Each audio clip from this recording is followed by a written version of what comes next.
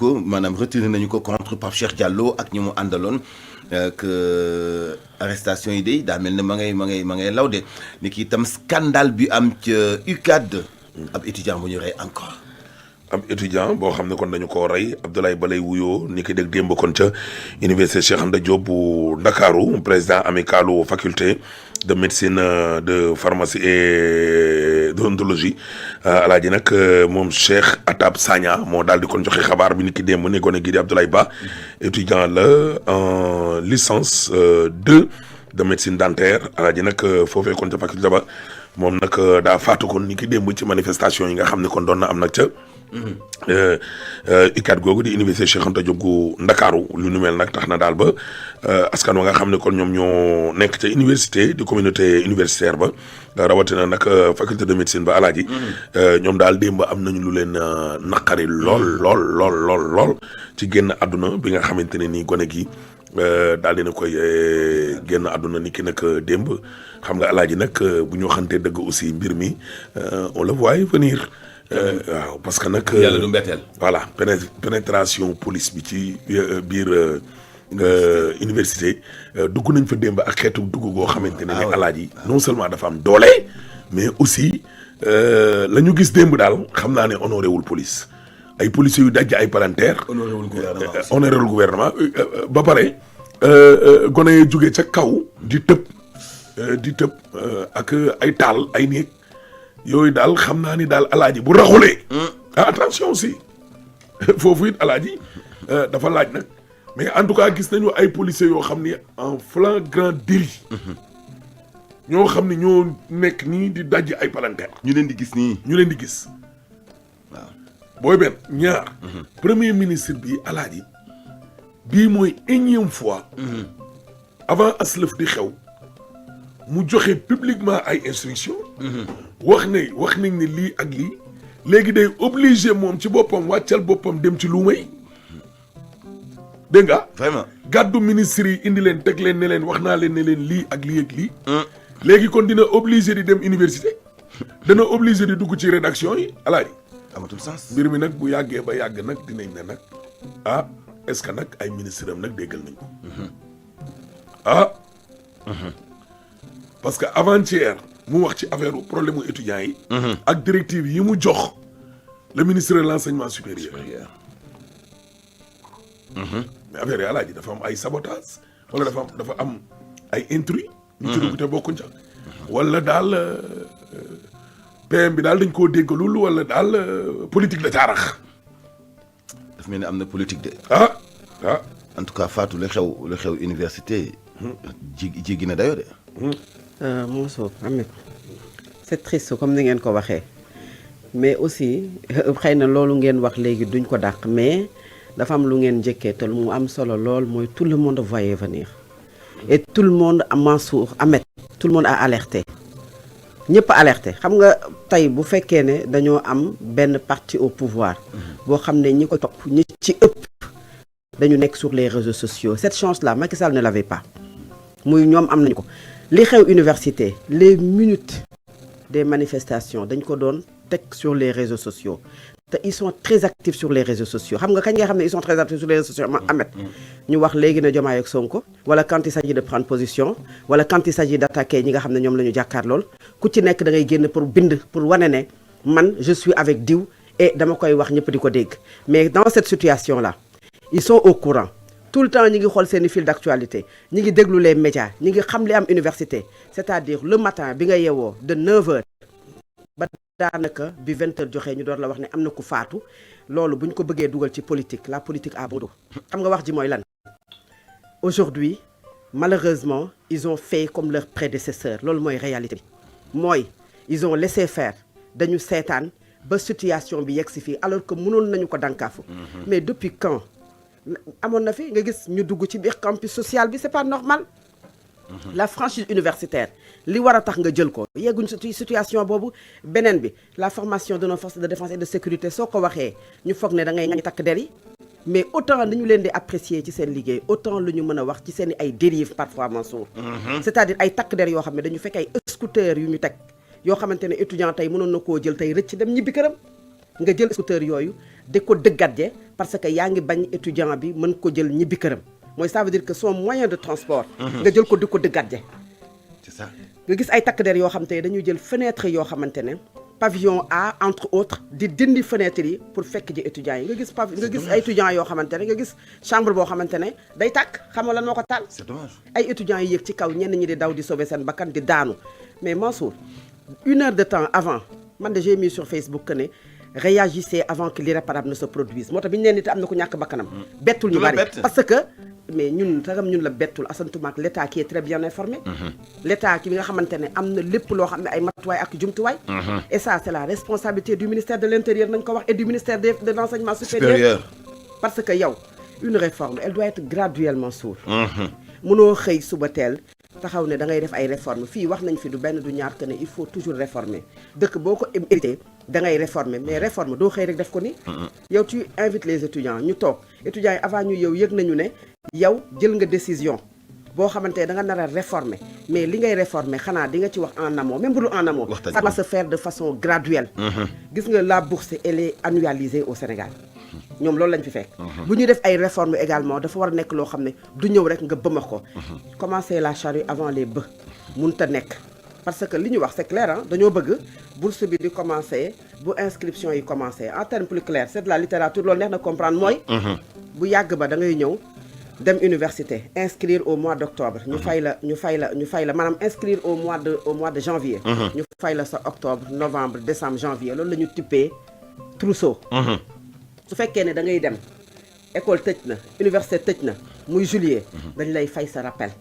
mooy maanaam ces 3 mois de vacances loolu la ñu dippee li nga xam ne moom mooy bourse bi ni ñu ko annualiser loolu yow su fekkee ne da nga koo bëgg a dindi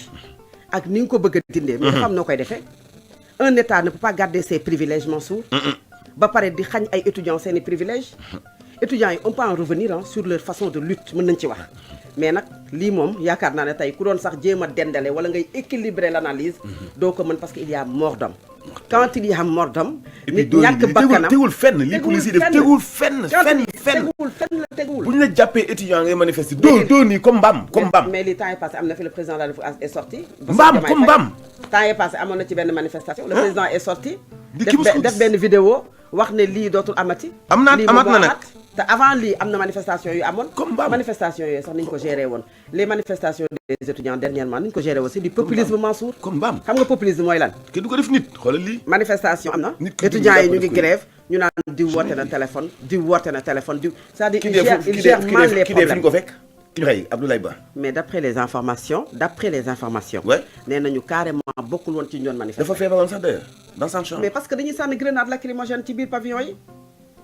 manifestation nan ngay sànni mais ça veut dire que ne manque de formation de nos forces de défense et de sécurité yow xamuloo ndax kii dafa asthmatique xamuloo ndax kii dafa amee avenir xamuloo ndax kii dafa asthmatique xamuloo ndax kii dafa amee feebar boo xamante ne tey day fatt wala lu ko jege mën na ko rey ngeen sànni grenade lacrymogène mais tu sens benn haine bi ñu am ci ñi nga xam ne ñoom ñooy étudiants yi bu ñuy sax di leen dàq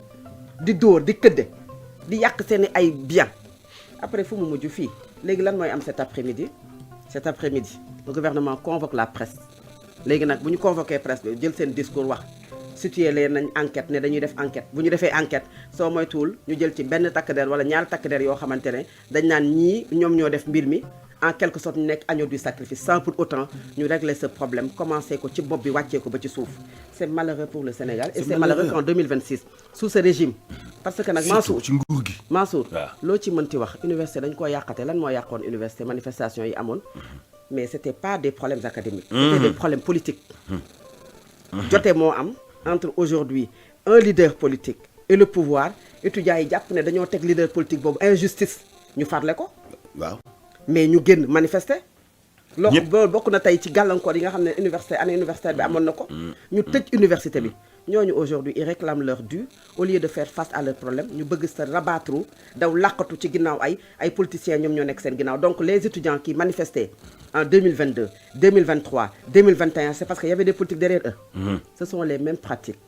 les étudiants ont toujours fait quand même des journées sans ticket les étudiants ont toujours manifesté les formes de lutte mën nañ ci ñëwaat mais là le moment mooy nit dafa ñàkk bakkanam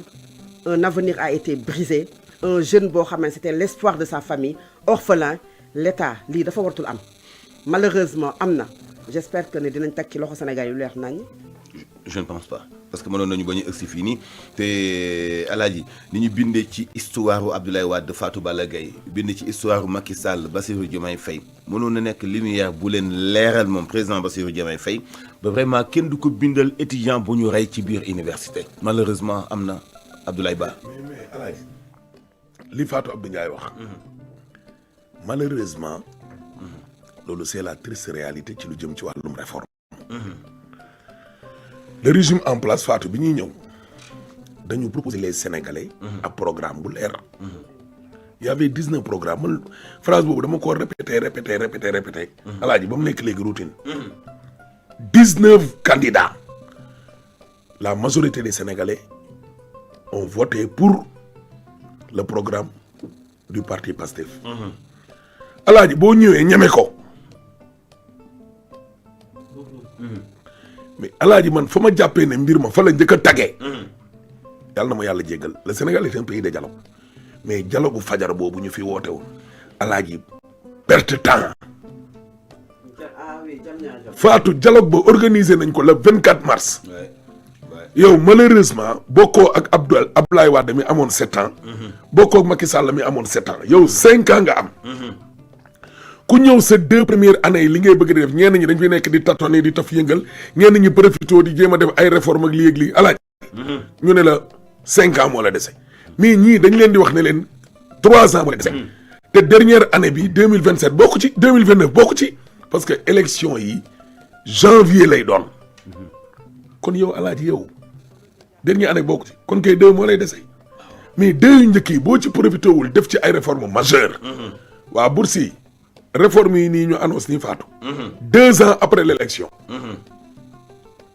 maanaam kon Ablaye Wade bi mu fi ñëwee généraliser bourse yi Macky Sall ñëw naan da koy jéem a yokk mais yow bi ngay ñëw wax nga lu leer Sénégalais yi même étudiants yi la votel xam nañ ne ñii bu ñu jëlee nguur gi lii ak lii ak lii ak lii ñu def ubbi tey jàng tey mais Fatou Abdou régime boo xam ne dañu mel ni ñoom réforme yi ñu proposé Sénégalais yi ba Sénégalais yi ni waaw. réforme ci justice réforme ci police réforme ci l'enseignement supérieur ba ci élémentaire ana la ñu waxoon ne suñ kilifa diine dinañ ci dinañ dugal ci wàllu njàng mi daara yi léegi am na ay indil jóob ba pare chaque jour boo ragalee laalee Alaaji mais les statu quo moom ngay def. mais benn instant soo amee ragaluñu laal c'est-à-dire benn moment day nuru jaay doole.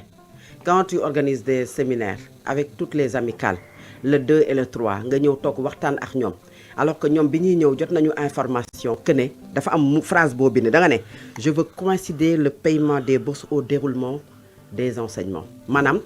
paiement bourse yi dañu koy dañu koy méngale ak bu ñu commencé jàng ça veut dire que fii ak inscrit wuñu commencé wuñu jàng du ñu fay bourse yi mais loolu c'est une décision boo xamante ne soo ko jëlee et puis la raison bi ñu joxe mooy la soutenabilité du budget que le budget mënatul soutenir li nga xamante ne moom la ñuy fay souvent raison boobu la ñuy évoquer mais loolu doo def la charrue avant les bœufs balaa ngaa def loolu dafay fekk boobu nga def ko de façon graduelle parce que université problème bi mu am mooy le chevauchement des années. waaw 2022 2023 ba xam nga ne jeexagul. université jeexalaguñu 2022 2023 laax de jeexalagul université. jëlal 2023 2024 cours yi pareegul ñële seen composition pareegul seen examen 2023 2024 jeexagul les étudiants qui ont eu le bac ba léegi nii ñu ngi inscrire ba xam nga loolu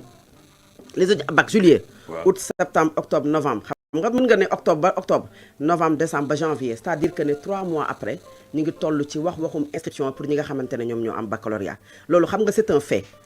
nga ñëw ci chevauchement yi dañoo am année Covid 19 en 2020. jàpp xaw ma 2020 su ma jumul 2019 2020 2021 année Covid 19 nga ñëw 2023 muy année bi nga xamante ne y a eu des manifestations à l'université on a fermé l'université loolu ñëw ci chevauchement des années universitaires beneen bi les professeurs d'université mais bu ñu leen jàngalee bu ñu tijjee léegi nii janvier mais baa xam nga ne ñoom juillet fu mu jotee dañuy dem vacances déjà nombre de professeurs yi matul beneen bi benn professeur du la tegal benn jour parce que ce sont leurs mois de vacances da koy jël seen droit la dañu koy jël léegi nag loolu mooy indi chevauchement année yi mais loolu boo ko bëggee régler est-ce que da ngay xëy suba teel taxaw ne da ngay def réforme parce que tu poses le problème de la soutenabilité du budget alors que le budget de la présidence a augmenté mais moi j'ai un problème. alors que le budget de l'Assemblée nationale a